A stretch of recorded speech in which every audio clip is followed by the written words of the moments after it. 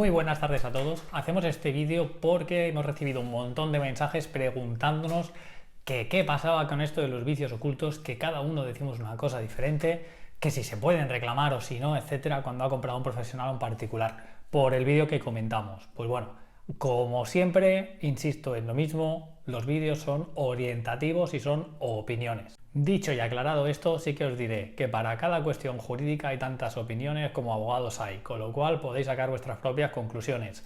En la mía y por mi experiencia os diré que si un comprador profesional, que además es mecánico y es perito, le compra el vehículo, en este caso a un particular, que era la situación que yo había valorado, considero que en el momento en el que se realiza la compra, el profesional, en este caso además perito judicial, debe realizar todas las comprobaciones que estime oportunas antes de comprarlo. No ir a la calle y hacer una compra en la calle y considerar que ya es segura, porque se asumen todos los riesgos del 1484 del Código Civil cuando habla de los peritos o profesiones análogas.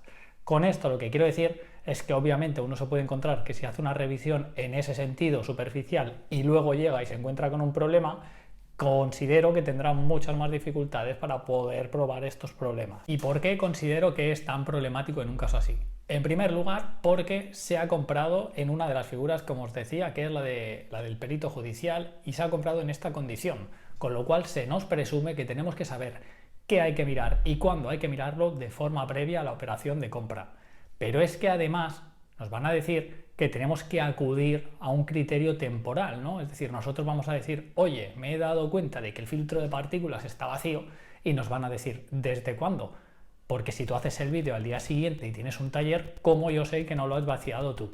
Yo no digo ni muchísimo menos que esto se haya hecho en este caso, ¿no? Pero es muy habitual que nos encontremos en estas situaciones y que nos encontramos que los juzgados son muy duros con los profesionales, precisamente porque si no siempre estaría todo lleno o saturado de este tipo de casos que ya hay muchísimos de forma habitual. Pues claro, en este caso se le va a preguntar cómo es posible que no te hayas dado cuenta. Si el profesional responde es que no lo había mirado tan a fondo, le van a decir esa era tu obligación, porque se entiende que tú, profesional, tienes que tener más cuidado que nadie antes de hacer una operación. Y si no lo tienes, se va a entender que has infringido una norma de cuidado que deberías haber tenido y que por tanto has asumido ese riesgo, porque el propio Código Civil así te lo establece. Por eso os decía que si en este caso se puede advertir o se puede demostrar que ha sido en cosa de 40 minutos desde que he recibido el coche, corriendo lo voy a mirar y me ha pasado, ya no solo a nivel de vicios ocultos, se podría valorar incluso una comisión de un delito de estafa si es que ha habido un trabajo real para la ocultación y para que fuera imposible de prever incluso para un perito. Pero claro, esto es un riesgo que estamos teniendo con una operación cuando compramos como profesional. Lo diferente es que como profesionales hayamos comprado el coche en una subasta. Yo lo que recomiendo siempre en esos casos es que en el momento de la descarga del coche, en el propio albarán ya se ponga que se comprueba esto y esto, se comprueban las 4 cosas principales que podemos. Tras esas 4 cosas, y que ponga conforme salvo examen en el vehículo que se realizará en las próximas 24 horas. Y en el momento en el que nos dejan el coche, automáticamente se levanta, se abre, se desmonta, se comprueba, se diagnostica, etcétera, para intentar advertir lo que sea.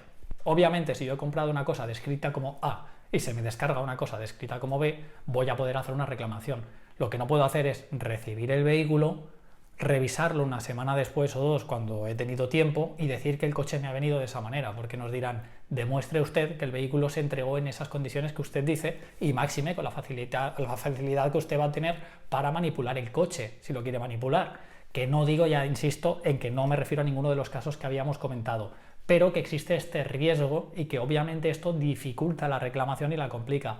Y para mí, honestamente, el riesgo es muy alto en un tema civil, porque en caso de desestimar la pretensión, normalmente en procedimientos de más de 2.000 euros o en el que se demande a la persona fuera de la comunidad autónoma en la que reside, existe un riesgo de costas procesales. Y es una cosa con la que hay que ir con muchísimo cuidado, porque al final es un gasto importante y es un riesgo importante. Y lo último que os quisiera decir es que, en mi opinión, lo único que hay seguro cuando acudimos a un juzgado es que, por desgracia y por saturación, prácticamente siempre vamos a entrar tarde, aunque haya voluntad de todo el mundo en que se entre a la hora.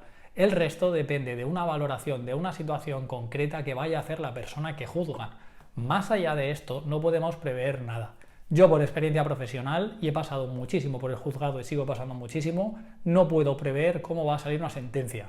Puedo entender que tiene la operación una viabilidad o no, pero siempre hay un porcentaje de riesgo y un porcentaje de error. Para muestra un botón, hay dos abogados, cada uno con una opinión diferente que defiende una postura distinta. Los dos querrán ganar a su procedimiento y tendrán una opinión, pero la única que va a contar va a ser la del juzgador. Y la misma situación planteada en dos juzgados diferentes puede plantear dos sentencias distintas. Si no, habría un algoritmo, una máquina en la que meteríamos los escritos y dictaría la sentencia automáticamente. Pero depende de una valoración del juzgador o juzgadora. Con lo cual, nunca voy a decir este tema se va a ganar seguro o esto se va a hacer seguro. Puedo decir que le veo más o menos riesgos y que depende de dónde se ponga la demanda y de quién conozca el asunto, podrá salir de una forma u otra o que le veo más o menos viabilidad.